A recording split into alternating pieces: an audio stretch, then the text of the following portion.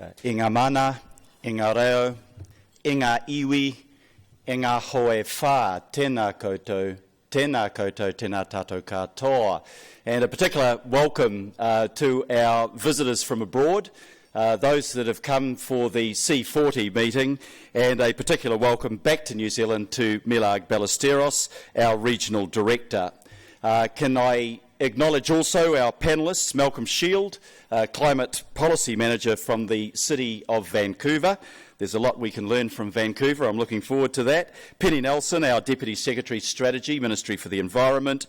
Ian Short, the former Chief Executive, Climate KIC. And Councillor Penny Hulse, who's Chair of our Environment and Community Committee. Can I also acknowledge Chris Darby and Councillor Wayne Walker from our council, and I know we have some people, I saw Penny Coombe before, from our local boards. It's good to see such a turnout tonight to discuss what I believe is one of the most pressing issues facing humanity. You know, for years I've been involved in the anti-nuclear movement, and I always used to follow the Bulletin of Atomic Scientists and their doomsday clock as the hand moved closer towards the devastation of the world through nuclear destruction. A couple of years ago, that group saw fit to add climate change to their area of focus. A nuclear devastation will destroy us immediately. A failure to respond to climate change will destroy us over time. Neither is a good option, and there has to be growing urgency in our efforts to limit the rise in global temperature and to adapt to the changes that sadly are already inevitable. As a nation, we joined with the efforts in Paris to reduce emissions and to keep the global temperature rise well below 2 degrees. Here in New Zealand, Auckland is our largest city. It's 35% of the country's population and GDP, but it's 50 to 60% of the country's growth.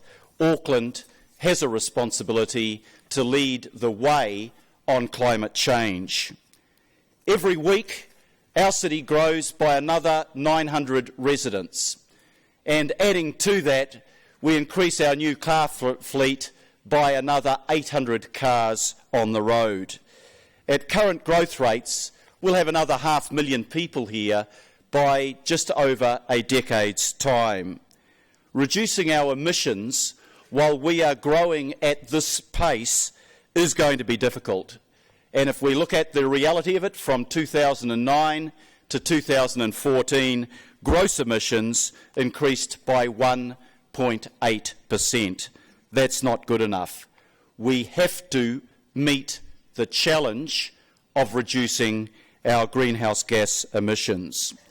But there are some good things that I think are on the horizon. Last year, the Council introduced, I think with some degree of courage, a new unitary plan for Auckland, which allows for more intensive development, 70% of the development of our city within the urban borders, and gives us a platform to reduce urban sprawl and constantly growing vehicle emissions. Intensification will occur under this plan, and it will occur around our transport hubs, around our arterial routes, around our town centres. And with that, we will be focusing on more and better public transport. At the moment, our buses do the heavy lifting, with 84 million passenger trips per year. And we need more busways, like the North Shore busway. When we introduced that some years ago, people said they'll never come from the North Shore by bus. They're affluent people. This, in the last year, 54% of people coming from the shore to the CBD in peak hour travelled by bus ahead of private transport. It's a sign of what we can achieve, yet still, when we put in the Northwestern motorway, we did not put a dedicated busway in the original planning. We need to learn from that. We're also constructing another 19 kilometres of bus lanes this year, and electric buses will be trialled this year, and that will make a huge difference, because while I'm totally in favour of buses, sitting on my motorbike behind a diesel-belching bus is not a great look for our city. We're also looking at the uptake of electric vehicles and support the government plan to lift that to a target of 64,000 by 2021. I currently drive a Toyota Prius hybrid, but tonight I took delivery of a fully electric vehicle on a trial basis. And I'm looking forward to leading the way by example. We've replaced the big petrol-guzzling V6 that the Mayor used to drive with a self-drive Prius and now an electric car. So that's a move in the right direction, I think. Electrification's also delivering... Thank you for that. Electrification is also delivering real benefits on our rail system, with an 80% reduction in emissions across the network after we replace the diesel engines with electric trains. Rail patronage, heavy rail patronage, is growing by about 22% a year, and the trains now accommodate 17 million passenger journeys each year. That has to be the way of the future, and the City Rail Link, delayed as it was, will enable us to double our capacity on heavy rail. I think the final part of the transport network, apart from walkways, is cycleways, and we've doubled our cycleways in the last year. Cycling patronage in Auckland is up by 8% on the last year, with nearly 84.5 million trips in the 12 months to November last year. I've also discovered, as Mayor of Auckland, the joys of using an electric bike. If you see me pedalling up Albert Street, people say, gee, the Mayor's fit, look at the way he's going. But that electric motor certainly does help as you go uphill, and it is a faster, a healthier, a cleaner and a better way of getting around the city. New Zealand is fortunate in that most of its electricity is generated sustainably by hydro and wind, over 80%. But we need to do more in terms of energy conservation and efficiency. I'm pleased that we've replaced 12,500 streetlights with LED bulbs. That's reduced energy use on those lights by 72%, and by next year we'll have replaced all 45,000 lights around the city. Retrofitting insulation is also important, but the area that we haven't succeeded on is private rental. Who lives in private rental? The poorest Aucklanders. And that is the area where we need to help people to make sure that they can reduce their energy bills and their energy usage. Next week I'll be announcing that Council is partnering with local electricity lines company Vector and Entrust, its shareholder, to take energy efficiency technology into homes and schools in our low-income communities in South Auckland. That also will be a pointer for the way forward.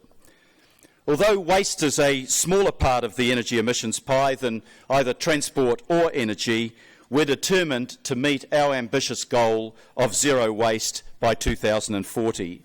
The target here is household waste, where we've sought to reduce curbside refuse by 30% through a combination of user pays, commingled recycling, trialling food waste collection, and an annual inorganic refuse collection and education measures. And I very much welcome the fact that a fortnight ago I got a letter from the Mayor of Paris inviting Auckland to be C40's lead city on the waste to resources process.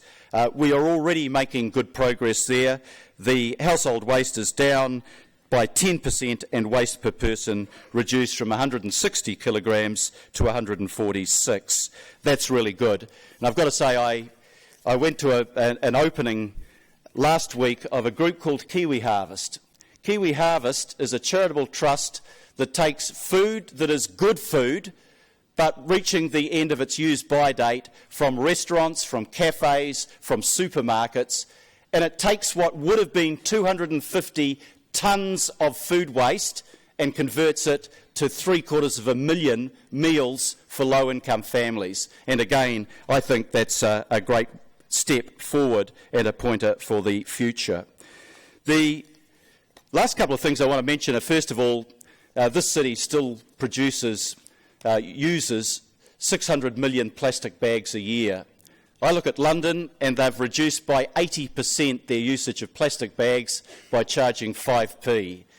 I can't make that change on council, but I can get a Member of Parliament to introduce a local bill, and that's what we'll be endeavouring to do so that we can reduce that stream of wastage into our system. The thing that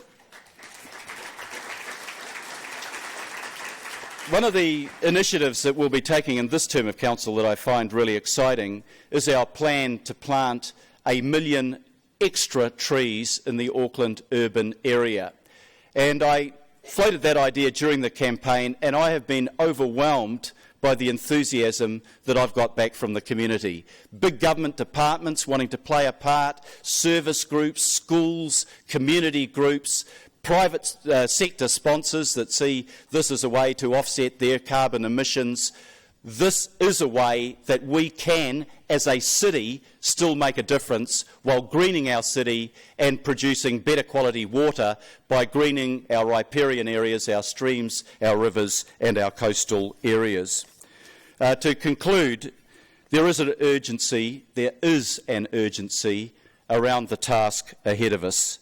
Our participation with C40 means that we can learn from others, we can adapt best practice, and we can share with others what has worked for us.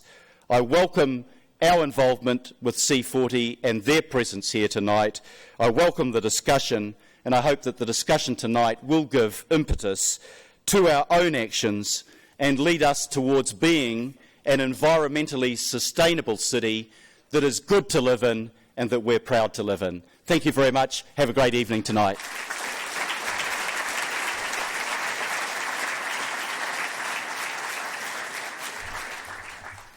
Thank you, Mayor Goff. So to put the conversation